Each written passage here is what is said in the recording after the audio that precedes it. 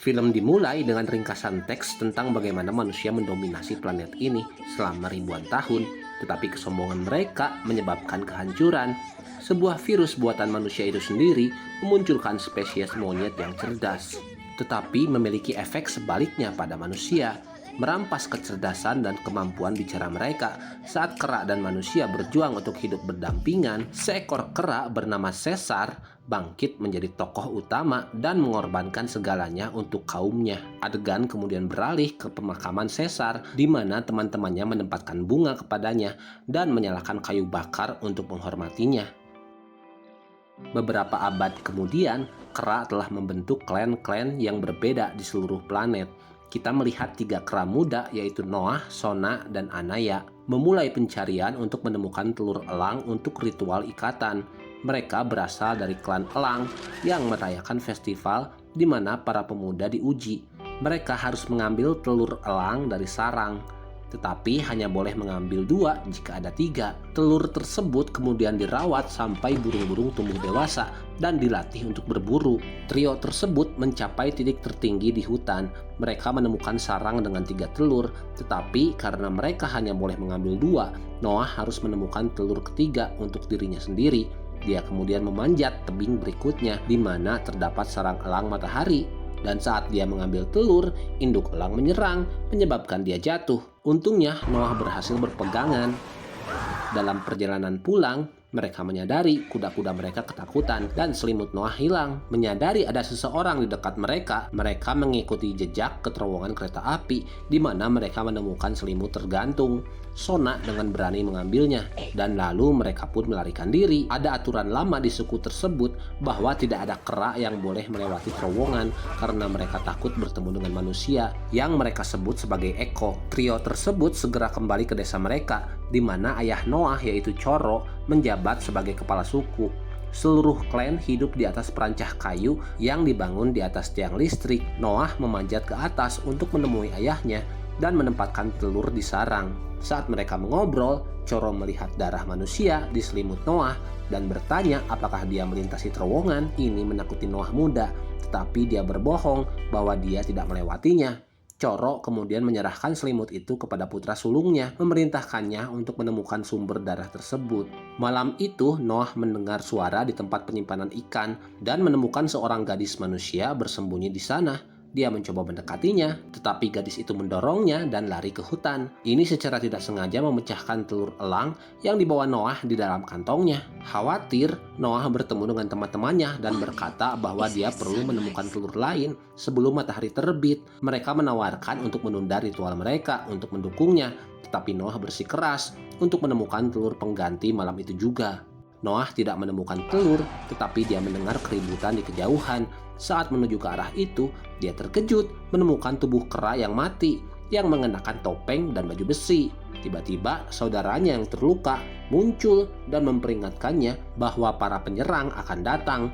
Tiba-tiba, lebih banyak kera tiba di tempat kejadian, membuat Noah bersembunyi di semak-semak terdekat.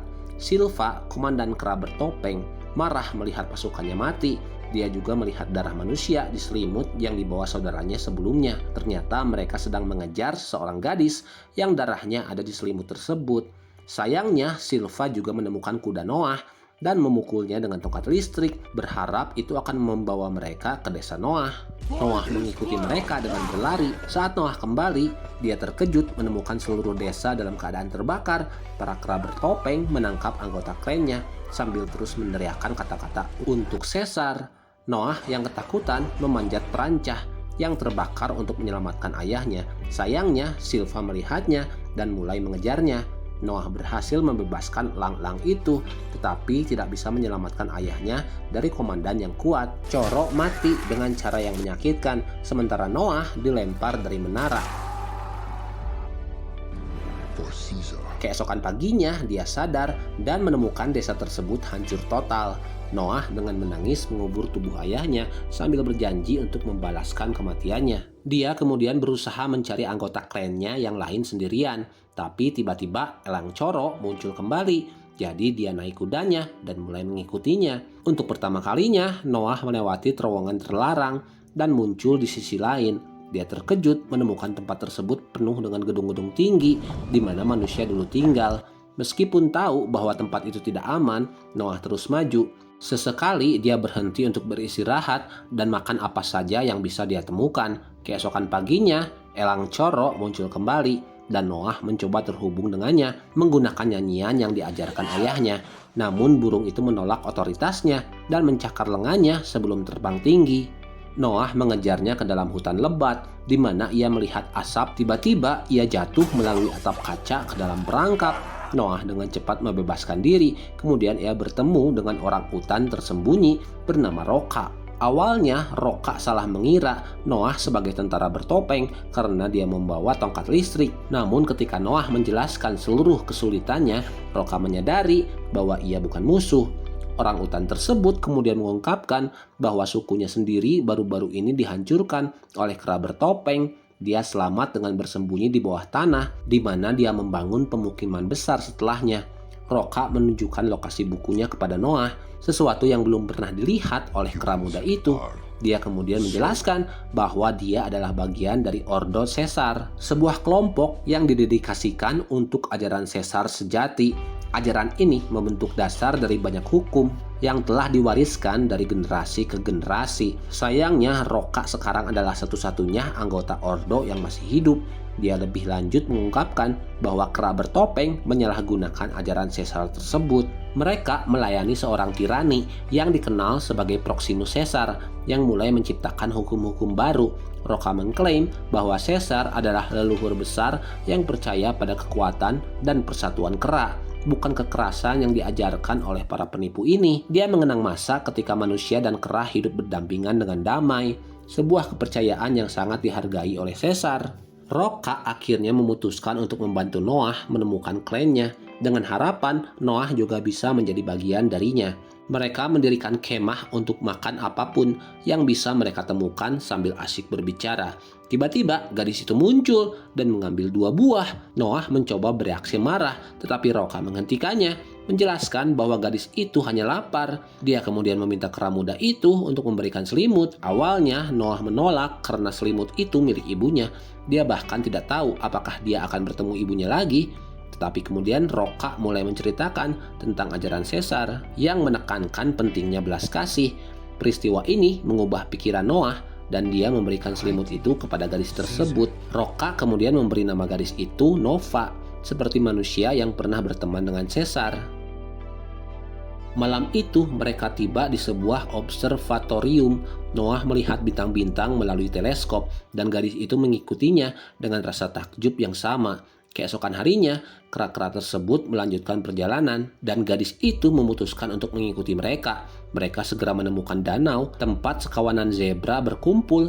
Tiba-tiba, sekelompok manusia primitif muncul untuk minum dan mandi di air tersebut. Gadis yang mengenakan pakaian modern itu menangis, menyadari bahwa manusia telah berevolusi seiring waktu. Sementara itu, Roka memberikan liontin dengan simbol Caesar. Pada Noah, menyarankan agar dia mengikuti ajaran sejati Caesar. Di lain tempat, Silva dan pasukannya tiba di danau dan mulai menangkap manusia untuk dijadikan bahan olahraga. Mereka juga melihat gadis itu bersembunyi di belakang Roka dan berusaha menangkapnya. Namun tepat pada waktunya, Noah tiba dengan kudanya dan mengawal mereka pergi. Setelah mereka aman, Noah mengamati gadis itu dengan seksama dan memberitahu Roka bahwa dia bisa berbicara. Orang utan tersebut skeptis dan percaya bahwa manusia tidak mampu berbicara. Namun gadis itu membuat mereka terkejut dan dia mengaku bahwa dia tahu di mana suku Noah ditahan dan menawarkan untuk memandu mereka ke sana. Malam itu, saat yang lain beristirahat, Noah memperbaiki tongkat listrik yang ia bawa dari desanya. Pagi harinya, May memimpin kera-kera tersebut ke sungai yang deras yang harus mereka seberangi melalui jembatan kayu. Kera muda itu skeptis tentang menyeberangi jembatan yang rapuh tersebut. Namun May meyakinkan bahwa ini adalah satu-satunya cara untuk mencapai tempat perkemahan Silva, tempat sukunya saat ini ditahan. Saat sedang berbicara, Komandan Silva dan kera-kera lainnya tiba-tiba muncul di sisi lain jembatan dan mengepung mereka. Dalam perkelahian yang terjadi, May terjatuh dan tersangkut di jaring di bawahnya. Roka mencoba menyelamatkannya, tetapi dia juga terbawa arus sungai. Dia berusaha memanjat kembali, tetapi Silva menangkap dua lainnya sebelum mendekati jaring dengan pisau. Tepat saat jaring dipotong, Roka mengingatkan Noah tentang ajaran Caesar. Setelah itu, Silva membawa Noah dan May ke perkemahannya di sebuah kapal berkarat di tepi pantai. Kapal itu terletak di samping sebuah brankas yang telah lama coba dibuka oleh pemimpin jahat Proximus. Sesampainya di sana, Noah bersatu kembali dengan ibunya dan teman-temannya. Mereka berpelukan dan menangis karena merasa lega bisa bertemu lagi setelah sekian lama. Sementara itu, May dibawa ke sebuah ruangan di mana ia bertemu dengan Trevatan, seorang manusia yang berbicara seperti dirinya. Trevatan menjelaskan bahwa ia dengan sukarela tunduk kepada Proximus karena percaya bahwa dominasi manusia atas bumi ini adalah masa lalu. Dia juga mengungkapkan bahwa ia menciptakan tongkat listrik dan membaca buku-buku sejarah untuk Proximus. Melalui buku-buku ini, Caesar palsu belajar tentang perbuatan besar manusia dan memutarbalikkan ajaran Caesar yang asli. Proximus dan para keraknya sedang berusaha membuka brankas yang ditinggalkan manusia berabad-abad yang lalu. Mereka telah menggunakan bubuk mesiu, rantai, dan berbagai instrumen lainnya, tetapi pintu tetap tertutup rapat. Trevatan memperingatkan May bahwa jika Proximus berhasil mengakses teknologi dan senjata dalam brankas, ia akan membangun kekaisaran kera dan membasmi manusia yang tersisa. Kemudian kera pengkhianat itu mengundang Noah dan May untuk makan malam bersamanya. Ia berbicara tentang evolusi, percaya bahwa teknologi dalam brankas akan memungkinkannya melampaui kera dan menyamai kemampuan manusia. Ia juga mencoba meyakinkan Noah tentang kecerdasan manusia dan ancaman mereka terhadap kera. Ternyata Proximus ingin Noah berada di sisinya karena dia cukup cerdas untuk memperbaiki tongkat listrik. Dia kemudian menuntut May mengungkapkan rencananya, tetapi May menolak untuk berbicara dan bertanya apakah dia telah memberitahu Noah jalan ke brankas. Namun kera muda itu menegaskan bahwa dia tidak memberitahunya apapun. Setelah makan malam, Noah yang putus asa berbicara kepada elang ayahnya dan mengungkapkan keraguan tentang membebaskan sukunya ketika dia tampak kehilangan harapan. Leontin Roca mengingatkannya pada ajaran Caesar dan bahwa kekuasaan Proximus salah. Elang matahari kemudian merasakan tekad Noah dan bertengger di tangannya, siap membantu dalam perjuangan sukunya. Malam itu Noah mendekati May dan mengkonfrontasinya tentang kebohongannya. Dia bertanya apa yang sebenarnya dia inginkan dari brankas tersebut. May menjelaskan bahwa dia mencari sesuatu seperti buku yang dapat mengembalikan kemampuan manusia untuk berbicara. Lalu menceritakan bagaimana virus yang diciptakan oleh manusia membuat kera cerdas, tetapi menghilangkan kemampuan berbicara manusia sendiri. May kemudian menyadari pentingnya kerjasama tim dan mengaku bahwa dia tahu jalan ke brankas. Keesokan harinya, mereka bergabung dengan Sona dan Anaya untuk mendaki bukit menuju brankas. Mereka berencana merusak isi brankas dengan membasahinya sehingga tidak bisa digunakan oleh Proximus. Mereka mulai dengan menyebarkan bubuk mesiu di bawah rakit, memblokir air. Saat mereka sedang sibuk, Trevatan menyelinap dari belakang dan mengetahui rencana mereka. Dia memperingatkan mereka dengan tegas bahwa upaya mereka akan sia-sia karena tidak ada yang pernah mengalahkan Proximus. Mereka lalu mencoba membujuknya untuk bergabung dengan mereka. Tetapi Trevatan mengingatkan bahwa dia telah kehilangan kepercayaan pada kemanusiaan. Bahkan dia bermaksud memberitahu pemimpin kera tentang rencana busuk ini. Tanpa pilihan lain, May mencekiknya sampai mati dan membuang tubuhnya ke air. Setelah menanam bahan peledak di sekitar bendungan, Noah mendaki bukit dengan gadis manusia di punggungnya. Kelompok tersebut segera mencapai 3 pintu masuk besar yang pernah memasok udara ke brankas. Saat mereka masuk, mereka menemukan tempat itu benar-benar kosong. May kemudian menghidupkan brankas dan mencari bukunya, yang lalu berhasil ia temukan di dalam lemari rahasia. Buku itu ternyata adalah kunci untuk mengaktifkan sistem satelit. Sementara itu, Noah dan teman-temannya berjalan melalui brankas dan terpesona oleh keajaibannya. Mereka menemukan buku bergambar yang menggambarkan manusia memenjarakan kera dan menghancurkan keyakinan Noah bahwa manusia dan kera pernah hidup berdampingan dengan damai. Dia mencoba membicarakannya dengan May, tetapi mereka tiba-tiba disela oleh kera-kera jahat. Proximus dengan cepat menangkap Sona, menodongkan pisau ke lehernya, dan menuntut May mengungkapkan niat sebenarnya. Namun mengejutkannya, May menarik pistol yang ditemukan bersama buku itu dan menembaknya sampai mati. Dia kemudian meledakkan bahan peledak, menyebabkan bendungan membanjiri seluruh pemukiman. Kekacauan terjadi saat kera-kera Proximus bergegas melarikan diri dari air yang naik, sementara klan elang mulai memanjat untuk menyelamatkan diri. Selama waktu ini, Silva mengejar Noah saat keduanya mencoba menyelamatkan diri. Pertarungan sengit terjadi, tetapi kera muda itu berhasil melarikan diri melalui celah sempit di antara pipa-pipa. Gorila raksasa itu juga mencoba mengikuti, tetapi dia terjebak di antara celah dan akhirnya tenggelam sampai mati. Noah keluar dari tempat itu dan bersatu kembali dengan sukunya yang selamat. Tetapi saat mereka berpikir bahwa mereka aman, Proximus menyusul dari belakang dan menyerang. Proximus memukul Noah dengan keras beberapa kali dan meninggalkannya dalam keadaan setengah mati. Dia kemudian mencoba memaksa Noah dan klannya untuk bersujud di hadapannya dan berniat membunuh mereka semua setelah itu. Namun yang mengejutkan, Noah mengumpulkan seluruh kekuatannya dan mulai menyanyikan lagu khasnya. Tak lama kemudian, seluruh klannya bergabung dengannya dan suara gabungan mereka memanggil elang-elang mereka. Burung-burung ganas itu segera membentuk lingkaran dan mulai mencakar Proximus. Elang matahari milik Coro kemudian memberikan pukulan terakhir dengan mendorong pemimpin bertopeng itu jatuh dari bukit hingga tewas. Setelah tugasnya selesai, elang itu kembali kepada Noah dan bertengger di tangannya sebagai tanda kemenangan. Setelah insiden ini, Noah memimpin sukunya kembali ke desa mereka, di mana mereka mulai membangun kembali menara mereka. Adegan kemudian beralih beberapa hari kemudian. May datang untuk mengucapkan selamat tinggal, tetapi dia mengungkapkan kekhawatirannya tentang manusia. Dia menggemakan keyakinan Proximus bahwa mungkin manusia selalu akan mementingkan kepentingan mereka sendiri.